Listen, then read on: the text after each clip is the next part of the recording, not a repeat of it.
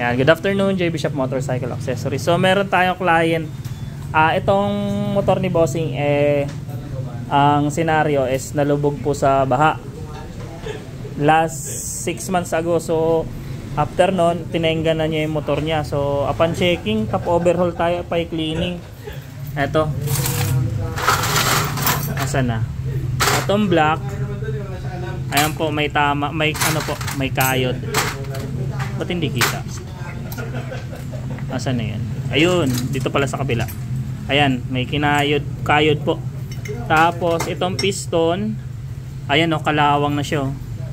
Kinalawang, ayan. So no choice, palit tayo. Then ibababa na rin natin makina nito since nalubog to. Yung mga engine bearing need natin ma-check para isahang gastos, isahan na lang din ang problema.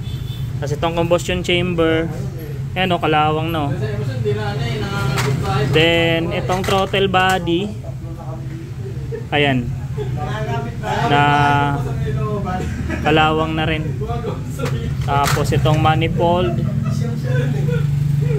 ayan, may kalawang na. So yan yung mga may problema kay Bossing. Tapos buti na lang, change oil niya na to. Tapos binaba dito yung tubig sa airbox, binaba na rin.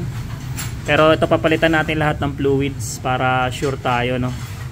So ayan, medyo masakit na gastos, pero wala, ganun talaga, kailangan tanggapin.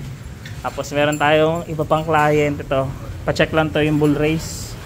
Tapos meron tayong top overhaul. Ayan, malapit na to. Ang problema, meron tayong pito sa labas.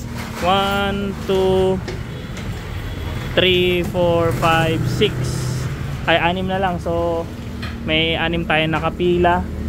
Medyo kulang tayong manpower, pero hopefully matapos natin lahat.